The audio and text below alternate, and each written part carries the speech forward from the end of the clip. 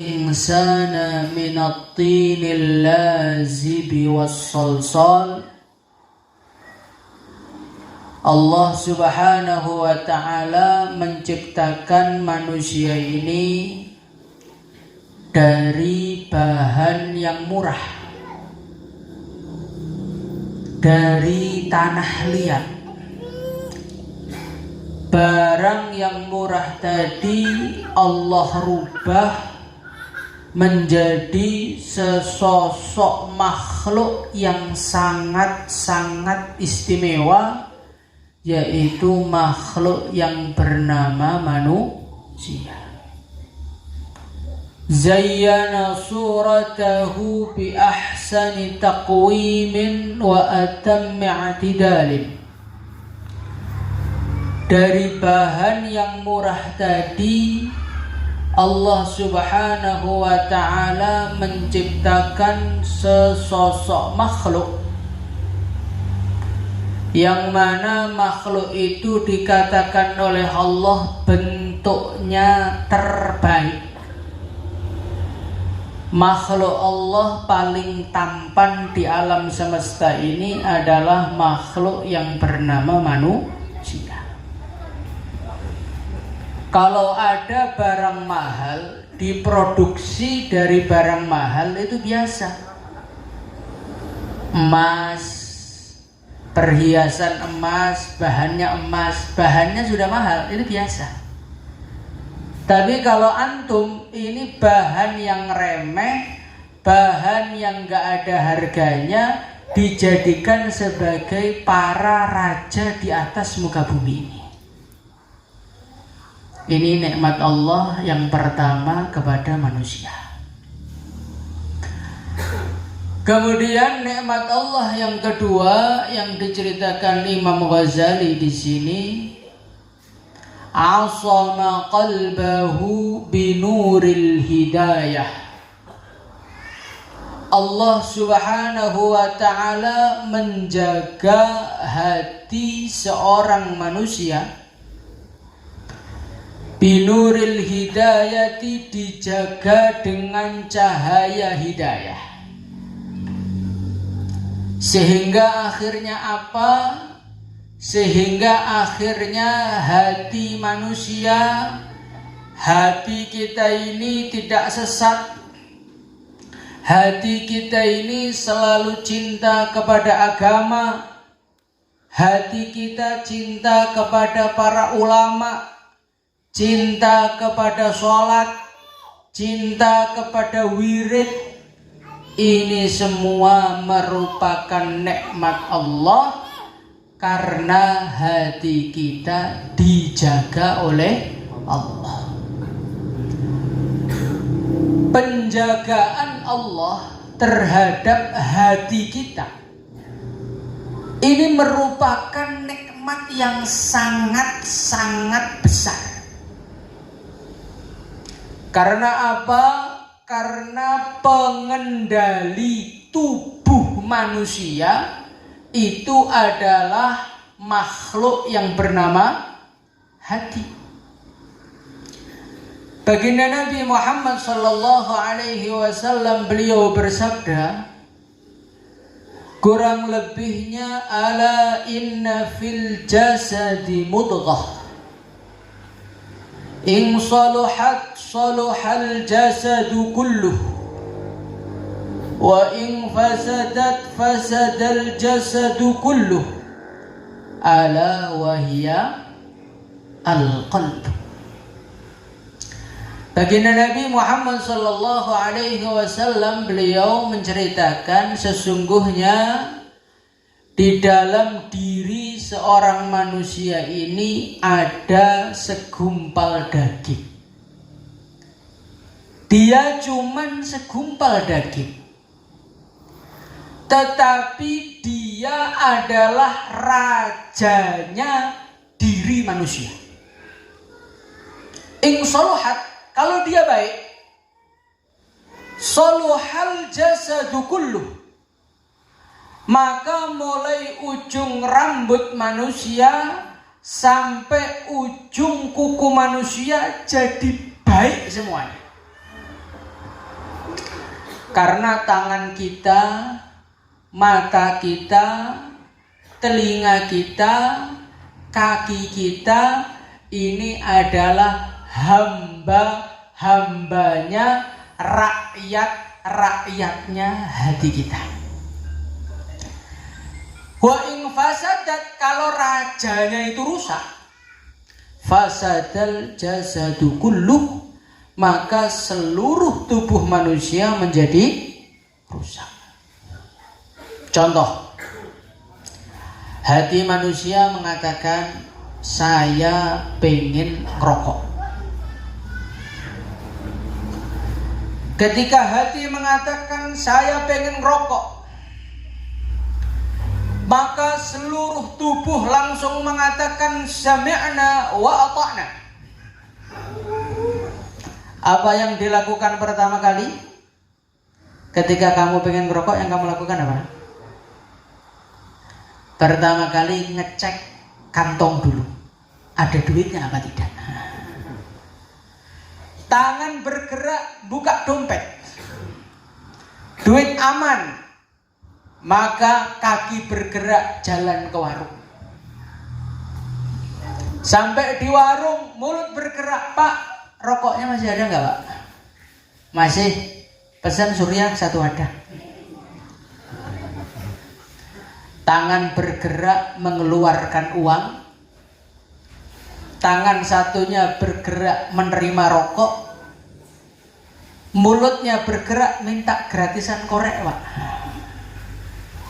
Coba kamu bayangkan, hanya dengan satu perintah, saya pengen ngerokok, maka tidak ada yang menolak perintahmu mulai ujung rambut sampai ujung kuku. Entah perintah itu membahayakan, entah perintah itu menguntungkan atau merugikan, menyakitkan atau mengenakkan, itu tubuh nggak peduli. Tubuh kita tugasnya cuman sami'na. Ngerokok itu merugikan nggak? Tetapi ketika hati pengen, paru-paru yang sudah nggak kuat pun dia tetap memaksa diri menghisap asap itu. Suatu hari hati mengatakan, saya pengen makan. Maka seluruh tubuh berusaha menghasilkan makanan. Beli makanan, ngunyah makanan. Walaupun tubuh ini sudah nggak kuat, badannya menjadi mekar bermeter-meter. Mana Ustaz Goni? Ada nggak? Tapi ketika hati itu ingin, perut sami'na wa ata'na, tangan sami'na wa ata'na. Itulah dahsyatnya hati. Sehingga hati itu dengan syaitan itu lebih dahsyat hati. Wa khalifin nafsa wasyaitana wa'asihima. Di dalam burdah itu, wa khalifin nafsa wasyaitana wa'asihima. Setan disebutkan yang kedua setelah jiwa seorang manusia. Karena jiwa seorang manusia ini adalah pengendali tubuh. Setan menggoda, ayo rokok. Setan menggoda, ayo nyuri. Setan goda, ayo zina. Hati mengatakan, enggak. Zina apa enggak? Merokok apa enggak? Hati ketika mengatakan tidak, syaitan yang sudah pengalaman goda manusia mulai zaman Nabi Adam sampai hari ini kalah dengan satu kata, tidak, oleh hati kamu. Berarti hati itu dahsyat atau tidak? Dahsyat. Hati itu sangat dahsyat. Kekuatan merintahnya itu luar biasa. Tidak bisa tubuh menolak perintah kamu. Itu kedahsyatannya hati. Kemudian yang kedua lebih mengerikan lagi. Diri kamu ini, jiwa kamu ini disetel oleh Allah, diprogram oleh Allah suka nakal. Wa ma ubarri'u nafsi innan nafsa la'ammaratum bisu' illa ma rahima rabbi. Jadi hati kamu itu daya perintahnya luar biasa. Kemudian hati kamu mau qalb, mau roh, mau nafas, ini semua satu barang, beda nama, aslinya sama. Nggak usah terpengaruh dengan istilah, tapi sebetulnya itu barang yang sama. Mau roh, mau akal, mau apapun itu hanya beda nama. Imam Ghazali menjelaskan dalam Ihya seperti itu. Jadi sekali lagi, hati kamu memiliki daya perintah yang luar biasa, dan hati kamu itu karakternya suka nakal. Buktinya apa? Buktinya ente nonton film 2 jam, 3 jam gak capek. Baca Quran kok 2 jam, 2 menit aja sakit semua. Orang kerja cari dunia 1 tahun, gak ada seorang pun yang protes. Lama sekali dia merantau, gak ada. Orang-orang yang sini kan banyak dari Jawa kan. Anda sudah berapa puluh tahun tinggal di sini, hijrah nggak pulang, nggak ada yang protes. Karena apa? Hati seneng. Tapi kalau ada orang kurut kok setahun, 3 hari saja dibilang meninggalkan anak istri bla bla bla bla bla. Karena apa? Jiwa kamu suka dengan kenakalan, suka dengan keburukan. Orang pergi ke masjid dengan pergi ke tempat sawit, rajin mana? Padahal masjid dengan sawit dekat mana? Dekat masjid. Kenapa ini? Ya karena diri kamu itu ammaratun bisu', karakternya memang suka nakal. Karakter kita itu suka nakal. Maka karakter kita ini tidak akan bisa lurus, tidak akan bisa jadi baik, kecuali kalau diberi hidayah oleh Allah. Kalau nggak diberi hidayah oleh Allah, jiwa kamu itu akan menjadi jiwa yang liar. Kamu itu ibarat sapi. Antum tahu sapi itu dilubangi hidungnya, tahu nggak? Itu apa orang sini bilangnya? Hah? Jadi kalau bahasa Jawa. Apa bahasa? Nah. Dibolong hidungnya. Ketika sapi itu dibolong hidungnya, maka seliar apapun sapi itu, langsung dia menjadi nurut. Itulah hidayah. Hidayah itu ibarat yang barang yang menjebol hidung kamu, sehingga sapi liar itu mau ngaji, sapi liar itu mau mondok, sapi liar itu mau hurut, sapi liar itu mau bikin pesantren. Pada hakikatnya kita ini masih liar semua. Di dalam ilmu mantik dikatakan al-insanu hayawanun. Nah, manusia itu apa toh? Hewan yang berakal. Jadi kita ini masih hewan. Sehingga ketika Allah mencabut tali itu bentar saja, roja'ta ila asli, maka seorang manusia itu akan kembali kepada aslinya. Wah, dulu dia baik Pak, sekarang dia kok berubah jelek. Bukan berubah jelek, aslinya jelek. Baik itu karena ditolong oleh Allah. Ketika pertolongan Allah dicabut, balik lagi. Dan ingat,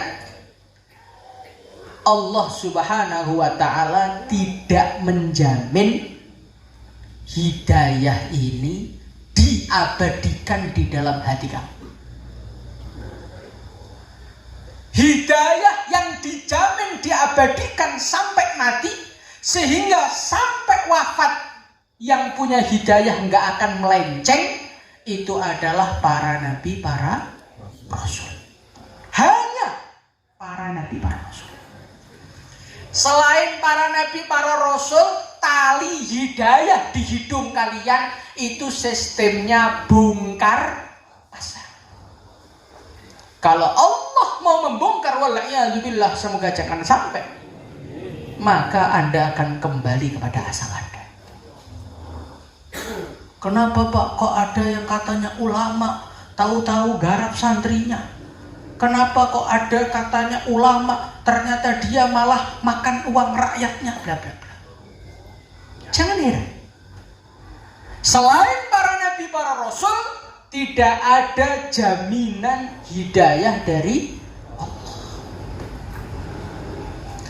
Maka dari itu, ketika kita tahu sebetulnya kita liar, kita ini nurut hanya karena diberi hidayah oleh Allah, maka hidayah itu jangan dibanggakan.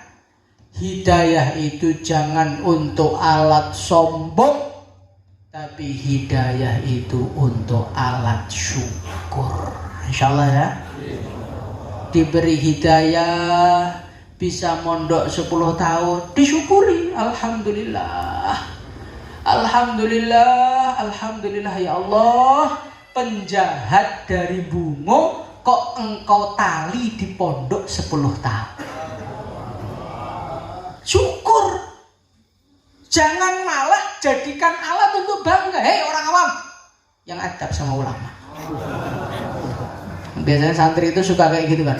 Target fadilahnya ulama. Di balik itu ada maksudnya. Ulama itu sayangi loh. Itu yang jadi masalah. Ini mengutip kata-katanya Pak Yai, dakwah harus berbarengan dengan ulama. Maksudnya ente urusan dakwah harus tanya sama saya. Ini masalah, ini artinya kesombongan. Nggak boleh dibanggakan, karena hidayah itu milik siapa? Milik Allah. Disyukuri, disyukuri. Karena kalau Allah pengen nyabut siapapun Anda, ya tercabut juga. Di dalam Al-Quran, Allah bercerita, watlu alaihim naba alladzi atainahu ayatina. Ada orang yang diakui oleh Allah kealimannya. Kalau antum itu kan kealimannya yang ngakuin antum sendiri. Ini ada orang diakui kealimannya oleh Allah. Atainahu ayatina. Namanya Bal'am bin Ba'urah. Bal'am itu dalam riwayat, kalau lihat atas kelihatan arasnya Allah, kalau lihat bawah kelihatan nerakanya Allah. Murid-muridnya bisa terbang. Kalau dia sekarang tuh muridnya bisa hilang.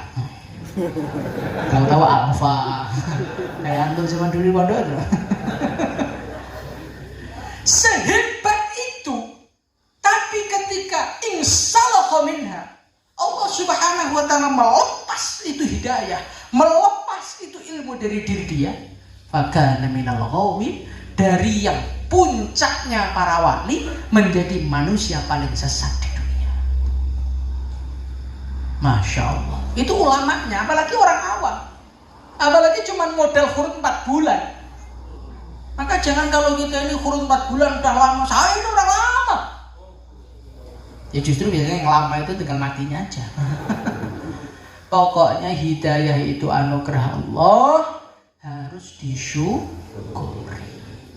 Yang kedua, didoain. Didoain biar nggak hilang tuh, didoain. Ya muqallibal qulub, tsabbit qalbi ala dinik. Ya muqallibal qulub, wahai zat yang membolak-balikkan hati. Hadisnya sebelumnya baginda Nabi menjelaskan kurang lebihnya, inna qalba bani adam baina asba'aini min asabi'ir rahman yuqallibu kaifa yasha. Hati anak Adam itu berada di dalam genggaman Allah, membolak-balikkan, tergantung Allah. Yusbihu mu'mina wa yumsi kafira. Ada orang sore masih malam markas. Yusbihu kafira, pagi-pagi ke gereja. Wa yumsi mu'mina wa yusbihu kafira. Itu hadis Nabi. Ada manusia-manusia yang diperlakukan Allah seperti itu. Maka kita ini jangan pernah merasa aman. Ya Allah, tetapkan hatimu ala dini. Tetapkan hatiku ala dini, atas agamamu ya Allah. Sebagian ulama mengajarkan setiap sebelum subuh doa, amitni ala dinil Islam. Itu termasuk doa yang diajarkan Kiai Hamid Pasuruan rahimahullahu ta'ala.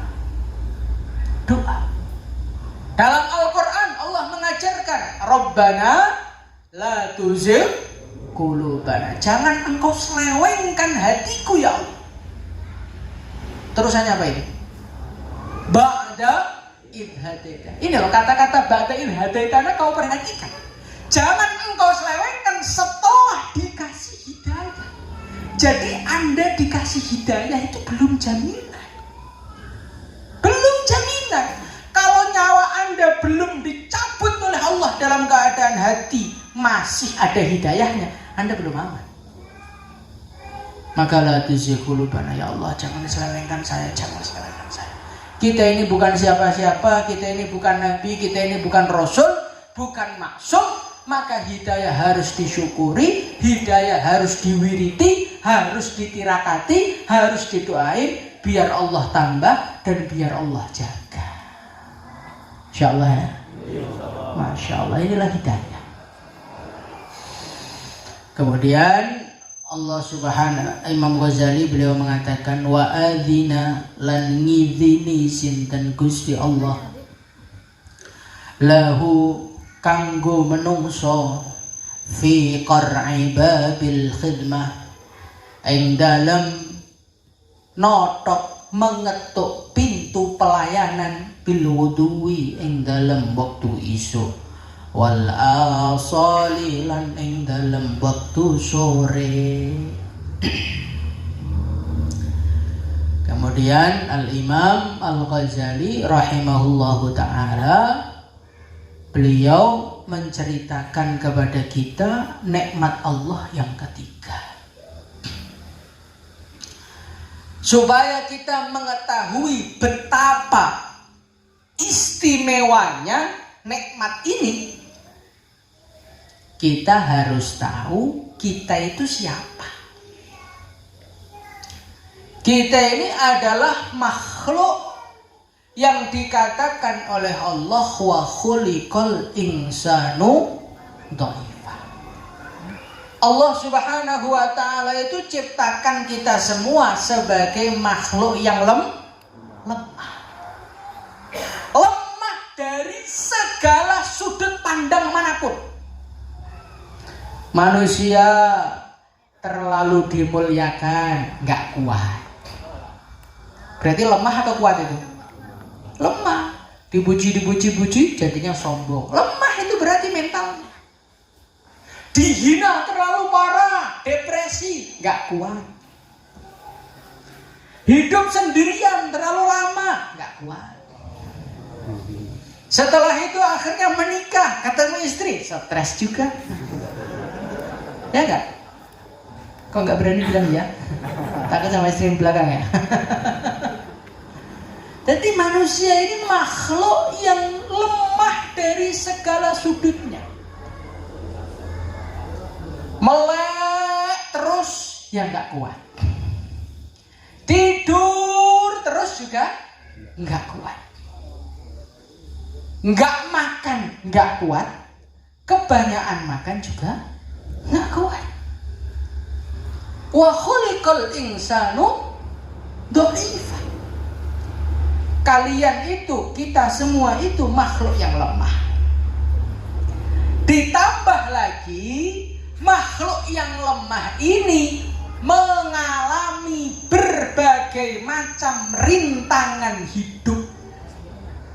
Allah sudah berjanji walanabluwannakum bisyai'in minal khaufi wal ju' wa naqsim minal amwal wal anfusi was samarat. Walanabluwannakum, lamnya lam takkid, nunnya nun taukid. Sungguh pasti aku akan nguji kalian. Dengan apa? Dengan perkara yang gak enak. Rasa khawatir, rasa kelaparan, kekurangan duit, bisnisnya macet, keluarganya ruwet, wes dengan berbagai macam bentuknya. Makhluknya lemah, masalahnya banyak. Itulah siapa? Ya kita ini. Maka kita ini yang ngaji ini sebetulnya kumpulannya manusia ruwet. Loh, ini sabdanya Nabi loh. In akhta'ahu hada nahasyahu hada. Kalau kita ini melihat ada manusia bahagia, kita sumpah. Sebetulnya bukan dia bahagia, dia sedang berbeda masalahnya dengan kita. Di sini nggak ada manusia itu nol masalah, nggak ada. Semua masalah semua ini. Cuma nggak curhat aja. Atau sudah curhat saya nggak dengar. Semua manusia punya masalah. In aqta'ahu hadza nahasyahu hadza. Kalau nggak kena masalah A, ya kena masalah B. Nggak kena masalah B, kena masalah C. Nggak kena masalah C, kena masalah D. Ada orang yang masalahnya jadi jomblo. Ada orang yang masalahnya itu gara-gara nikah. Ada orang yang masalahnya sama mertuanya, kebanyakan ini. Ada orang yang masalahnya sama orang tuanya. Ada orang yang masalahnya sama anaknya. Ada orang yang masalahnya sama temennya. Ada orang yang masalahnya sama istrinya. Ada orang yang masalahnya sama musuhnya. Ada orang yang masalahnya sama perjuangannya. Ada orang yang masalahnya sama keuangannya. Ada orang yang masalahnya dengan kesehatannya. In akhta'ahu hada nahasyahu hada. Kalau dia nggak kena A, ya kena B. Nggak kena B, kena C. Nggak kena C, kena D. Itulah manusia. Sudah ente lemah, masalahnya banyak. Maka orang yang lemah dan banyak masalah ini memerlukan bantuan. Maka dari itu, karena sayangnya Allah untuk kita, murahnya Allah untuk kita, Allah azina lahu fi qar'i babil hikmah. Ngelihat kalian banyak masalah dan kalian lemah, maka Allah mengizinkan, membolehkan kepada kita semua tanpa terkecuali, siapapun dia, dari manapun asalnya, tinggal di manapun, mau tinggal di hutan, mau tinggal di puncak gunung, mau ada sinyal, nggak ada sinyal, mau ganteng, mau jelek, mau tua, mau muda, siapapun Anda, bagaimanapun kondisimu, tinggal di manapun, adzina lahu fi qar'i babil hikmah. Allah mengizinkan kepada hamba-hambanya, hai hamba-hambaku, kalian punya masalah kan? Kalian ruwetkan hidupmu. Datang ke saya. Datang ke saya. Mintalah bantuan kepada aku. Aku akan layani kamu. Aku akan bantu seluruh keperluanmu. Kapan kan kamu datang, aku mengucapkan selamat datang kepada kamu. Tapi sayang seribu sayang, Allah sudah kasih peluang, ente malah curhat sama manusia. Apalagi sekarang ada fitur WhatsApp namanya status, isinya masalah tok. Ya, nanti suami istri tengkar, bikin status. Suaminya mengatakan istri yang solehah adalah istri yang tidak membantah suaminya. Tuliskan hadis kalau Ustaz. Padahal sebetulnya mau marahin istrinya, ngamuk-ngamuk. Istrinya juga nulis, laki-laki yang baik adalah laki-laki yang paling baik kepada keluarganya. Akhirnya perang status. Gunanya apa, hei manusia? Mencurhatkan masalahmu kepada manusia itu gunanya apa? Lawan yang kamu curhati lo banyak masalah. Sama-sama punya masalah kok dicurhati, gimana? Yang ada kalau curhat sama manusia, masalahmu jadi bahan gunjingan mereka. Kamu curhat sama Ustadz Irsyad semuanya. Nanti Irsyad kalau ketemu temannya, kamu tahu nggak? Ustadz Hadi loh yang katanya aman-aman kemarin, ternyata dia itu. Lo tahu? Dia curhat lo sama saya. Apa? Untungnya curhat sama manusia itu apa, hei manusia?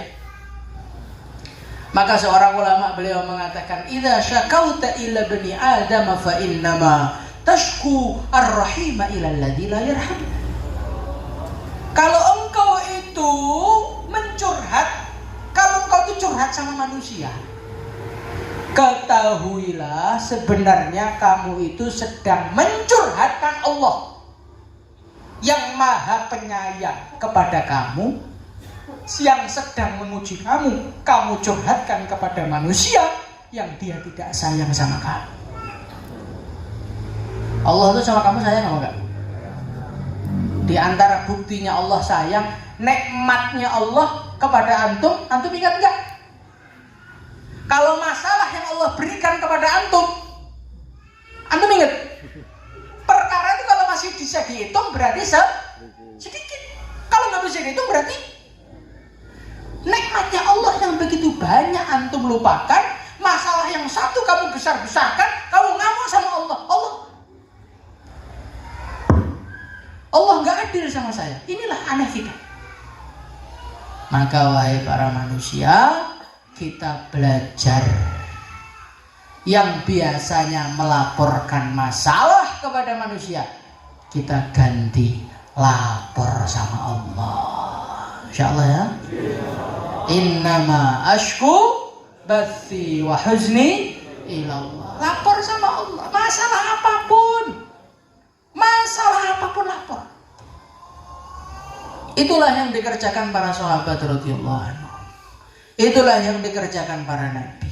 Itulah yang dikerjakan baginda Nabi Muhammad SAW. Apa-apa itu lapor sama Allah. Suatu ketika ada seorang sahabat. Beliau ini sawahnya kekeringan. Maka apa yang beliau buat? Cari air? Cari diesel? Enggak. Salat 2 rakaat. Allah. Setelah salam, tanya sama pembantunya, ada apa? Gak ada apa-apa Tuhan. Salat lagi. Allahu Akbar. Ada apa? Oh, ada mendung. Oh, baru mendung. Salat lagi. Allahu Akbar. Bagaimana? Ada mendung. Sekarang turun hujan. Turun hujannya cuman di sawahnya panjenengan aja. Gak usah pakai listrik, gak usah pakai diesel, gak usah ngebor. Ya Rob, air langsung datang. Punya pengalaman seperti itu? Enggak pernah doa kok. Masalah selesaikan dengan makhluk. Enggak punya duit, utang ke bank. Mending kalau banknya syariat, konvensional lagi. Kalau konvensional yang datang orang awam, maklum, awam. Yang datang santri, Pak Ustadz. Allah ya Rob. Ngaji kamu 10 tahun mau buang kemana wahai Tuhan? Pak, ini darurat Pak. Sekarang menggunakan bank konvensional itu sudah tidak bisa dikatakan darurat. Karena apa? Bank syariat sudah tersebar di seluruh Indonesia. Di Bunga ada nggak? Wah, mana di Bunga ada? Nah. Jadi kalau Anda ini katanya ahli agama masih menggunakan bank konvensional, gak makbul itu mau nggak? Suatu ketika dalam satu hadis, nanti bahasanya nanti aja. Jadi ini penting. Belajar menyelesaikan masalah bukan kepada makhluk tapi kepada Allah. Insyaallah.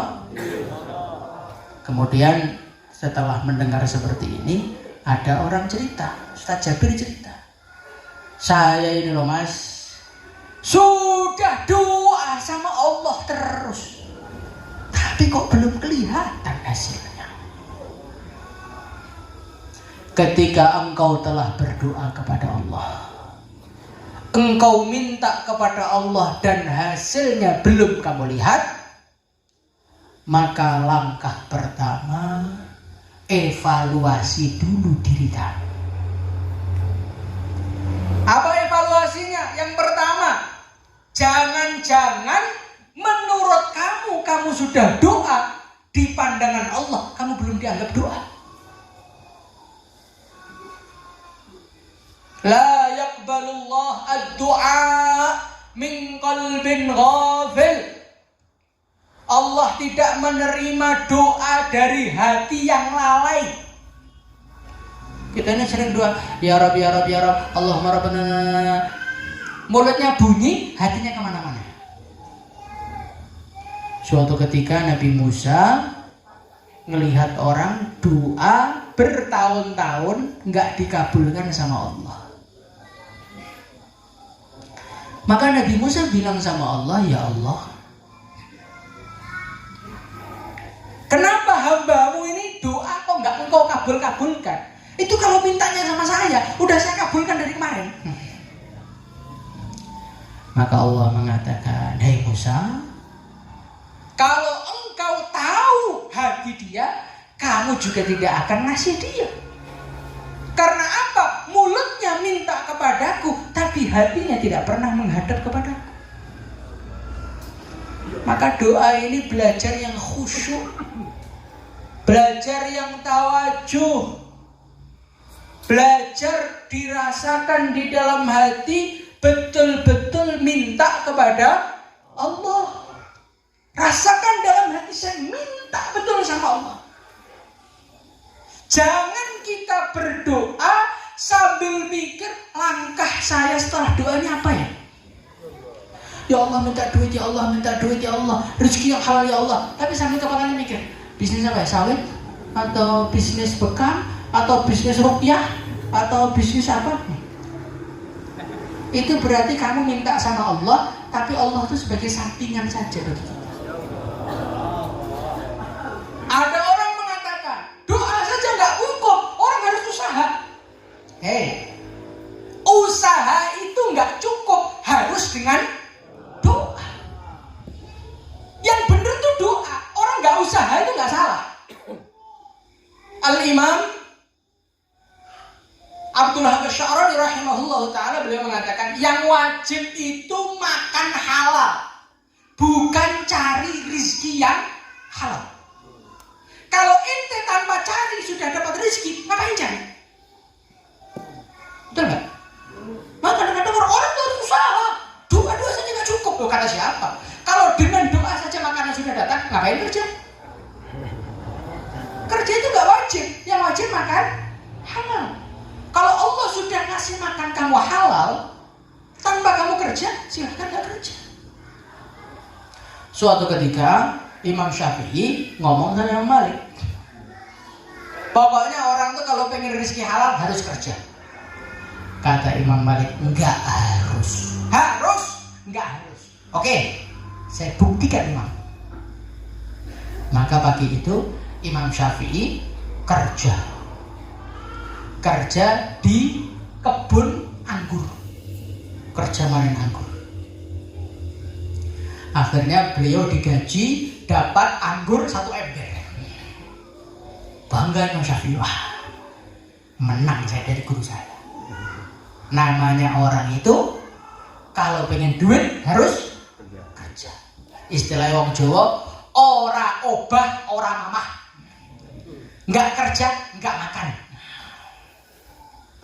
Maka Imam Syafi'i datang kepada gurunya, Syekh, ini loh anggur, saya buktikan saya kerja dapat uang.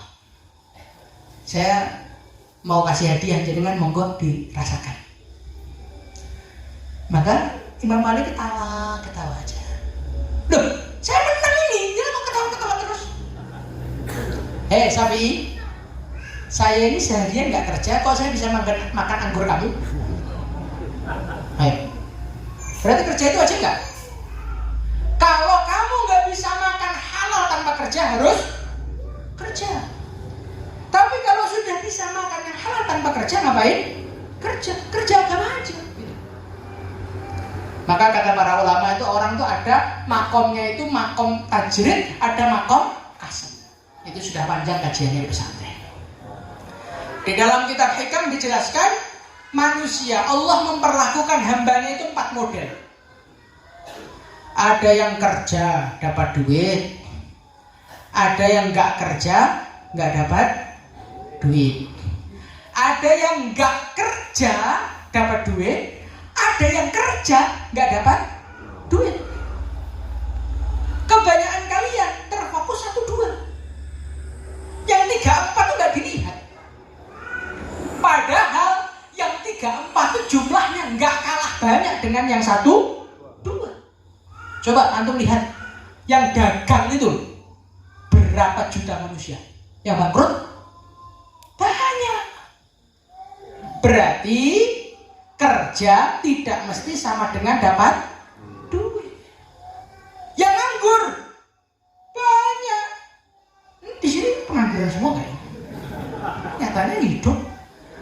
Antum di Al-Fatah udah 10 tahun pernah kerja? Ya kan, saya minta orang tua, Pak. Orang tua itu dikasih rizki, yang kasih siapa? Allah. Yang kasih Allah SWT. Walaupun kamu minta, kalau Allah nggak kasih rizki sama orang tua kamu, bisa kasih apa enggak? Tidak bisa. Bayi-bayi antum itu yang masih perjalanan pernah kerja nggak? Kok makan dia? Berarti rizki itu nggak ada hubungannya dengan kerja. Kerja itu kadang menguntungkan, kadang tidak, tergantung Gusti. Maka balik lagi kita ini harus fokus doa, dan kita harus merasa satu-satunya harapan saya cuman Allah. Jangan ketika kamu doa bayangkan mau bisnis ini, mau bisnis itu, mau khusus sana, khusus ini. Ya Allah minta istri, ya Allah, dibayangkan kayaknya pas saya scroll Instagram kemarin kok kayak ada yang pakai cantik tuh. Nah, nanti nikahmu nggak barokah cara kayak gitu. Tawakkul sama Allah, biar Allah sendiri yang milihkan kamu, insya Allah. Kemudian yang kedua, doa itu biasanya nggak diterima gara-gara makanannya nggak halal. Kullu lahmin nabata min haram, fannaru aula bih. Setiap daging yang timbul, yang tumbuh dari makanan yang haram, neraka lebih layak untuk dia.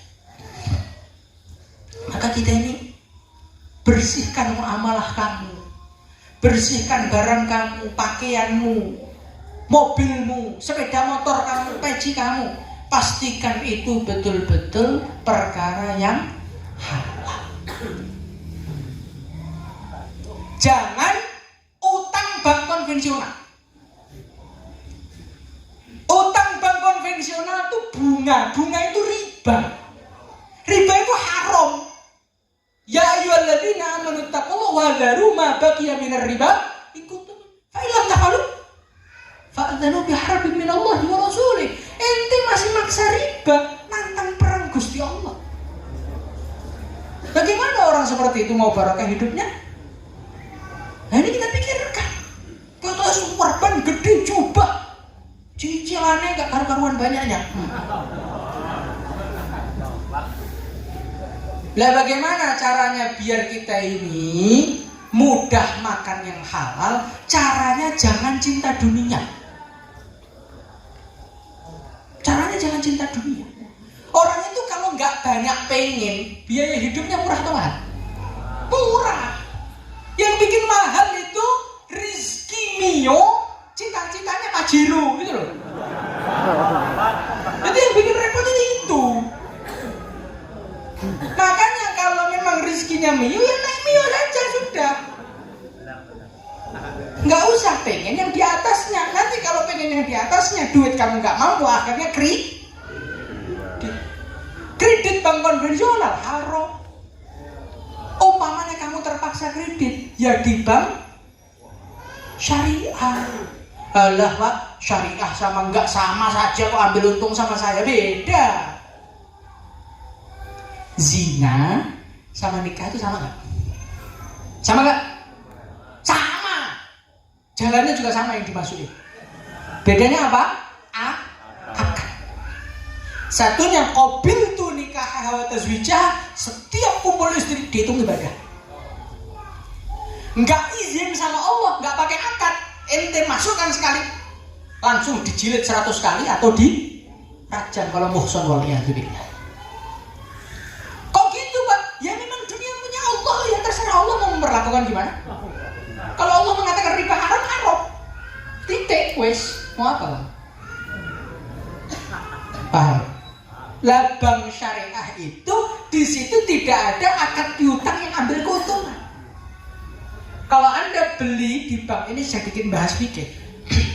Kalau Anda beli di bank konvensional, itu beli PCX maunya harga 30 juta, bunga 3%. Halal haram? Halal haram? Haram. Kalau bank syariah akadnya beda. Bank syariah beli PCX 30 juta, dijual kepada kamu 33 juta. Halal haram? Halal. Karena ini jual beli, ambil keuntungan dia. Tapi kalau bahasanya bunga haram. Makanya diperhatikan. Yang masuk dalam perut kamu itu sudah pasti halal apa belum? Jangankan halal, perkara yang halal yang masak bukan orang soleh saja itu sudah mengotori hati. Ayah saya rahimahullah ta'ala, beliau cerita, saya ini pernah beli susu kedelai. Susu kedelai halal atau haram? Halal, nggak perlu disembelih kedelai. Susu kedelai beli di lampu merah, pedagang asongan. Gara-gara saya minum itu 40 hari nggak bisa wiridan. Kok saya kok enggak Pak? Ya Anda emang nggak pernah wiridan. Jadi ini penting ini. Makanan pastikan halalan thayyibah. Makanan yang halal dan yang baik. Yang baik itu bagaimana? Yang masak orang baik dan makanannya sehat. Maka ustadz-ustadz, alumni-alumni ini perlu dipikirkan makanannya. Insyaallah yang halal, yang masak orang baik, makanannya harus makanan yang sehat. Jangan apa-apa dimakan, saus dimakan, tempe goreng dimakan, ayam dimakan. Akhirnya nggak kuat jalan, nggak kuat dakwah, nggak kuat urut, akhirnya bundar. Paham? Terus nomor 3, di antara penyebab doa nggak makbul itu adalah tidak dakwah. Ayo, la ta'murunna bil ma'ruf wa la tanhawunna 'anil munkar aw la yushikanallahu ayyuti 'alaikumul 'adzab. Dalam satu hadis, kalian berdakwah atau kalau tidak kalian Allah akan datangkan masalah kepada kalian, tsumma la tad'unnahu wa la yustajabulah. Kemudian ente doa nangis-nangis sama Allah, doanya enggak diterima. Jadi di antara penyebab doa enggak makbul itu Anda dadi karkon dingin. Makom terus enggak pernah intikon. Melihat kemungkaran diam saja. Melihat orang nggak ngamalkan agama diam saja, ini bagian dari meninggalkan amar ma'ruf nahi munkar. Maka santri itu harus dakwah, insyaallah. Nggak dakwah itu resikonya nggak langsung, tapi nyata. Orang nggak dakwah itu kayak orang nggak olahraga. Kalau hari ini nggak olahraga, badan rusak nggak? Enggak, biasa aja. Tapi kalau kamu teruskan nanti lama-lama dan rusak. Begitu juga, ente nggak ada suasana dakwah, memperjuangkan agama, mengingatkan manusia, risau umat, nggak ada dalam kehidupan kamu. Nanti lama-lama iman kamu merosot. Di antara bukti iman kamu merosot yang paling nyata, dan ini nggak bisa kamu bantah. Kamu kalau safar, mampir mau sholat di masjid, cari masjid yang kosong apa masjid yang ramai? Kosong apa ramai? Kosong kan? Cari kosong kan? Biar santai. Ketika waktu sholat masjidnya kosong, kamu sedih apa senang? Minimal biasa aja, nggak ada rasa sedih. Itu berarti hatimu sudah bermasalah. Melihat umat nggak sholat nggak sedih itu orang iman macam apa gitu? Itu gara-gara apa? Gara-gara kamu sudah lama tidak korban untuk agama, kamu sudah tidak lama tidak pikir umat, sudah lama tidak huruf. Udah kayak orang kartun setahun saya ini.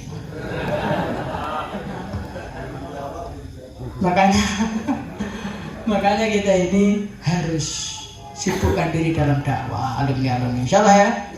Minimalnya 2,5 jam antum ikut, 3 hari antum ikut.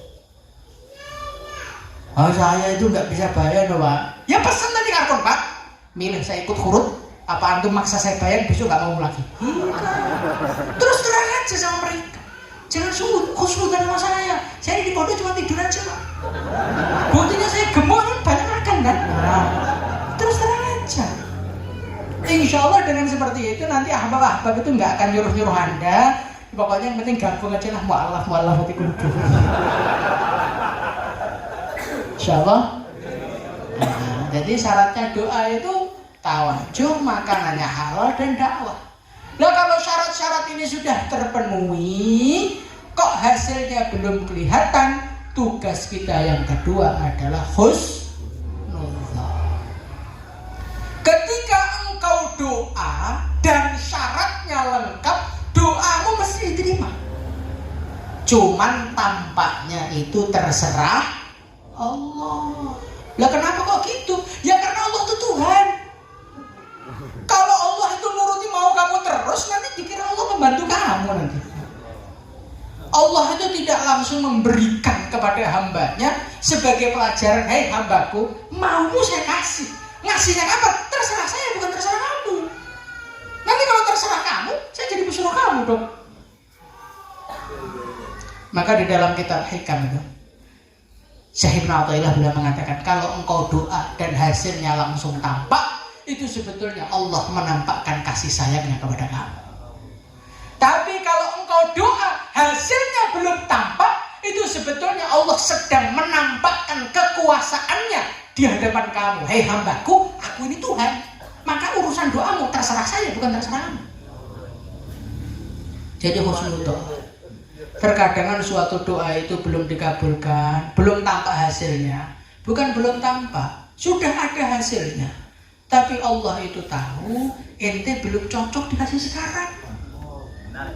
Contohnya kayak antum, ya Allah, istri tambah lagi ya Allah. Allah lihat, ini istri satu aja nggak pernah urut.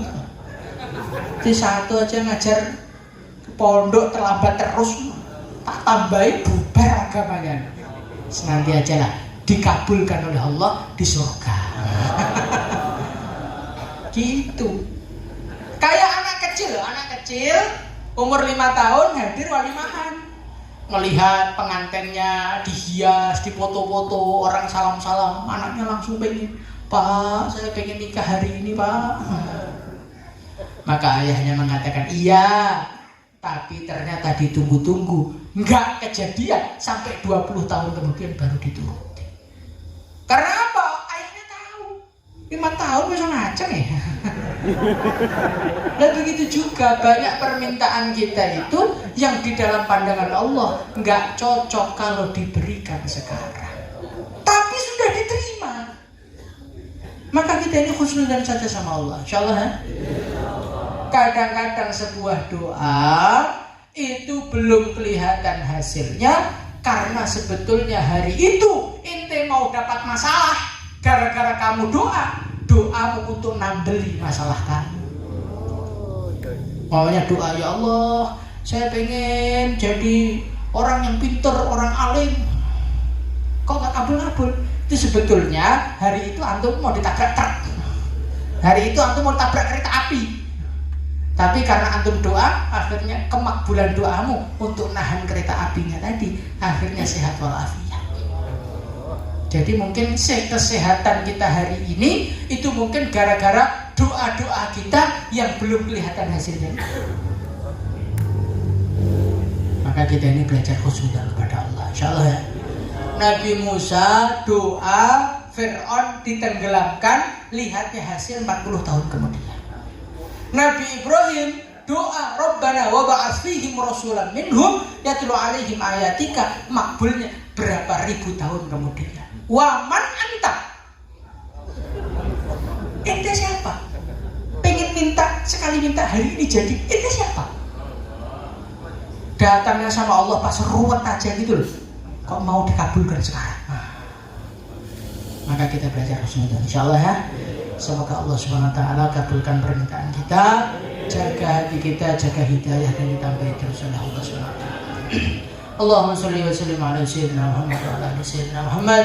Allahumma shalli ala sayyidina Ibrahim wa ala ali sayyidina Ibrahim fil alamin innaka Hamidum Majid. Allahumma taqabbal minna innaka antas samiul alim tub alaina innaka antat tawwabur rahim. Allahumma nawwir qulubana nawwir sudurana saddidna alimna faqihna اهدنا واهد بنا واجعلنا سببا لمن اهتدى لا تزغ قلوبنا بعد إذ هديتنا وهب لنا من لدنك رحمة إنك أنت الوهاب وهب لنا من لدنك رحمة إنك أنت الوهاب صلى الله وسلم على سيدنا محمد وعلى آله وصحبه أجمعين الحمد لله رب العالمين. Itu kan? Banyak kan?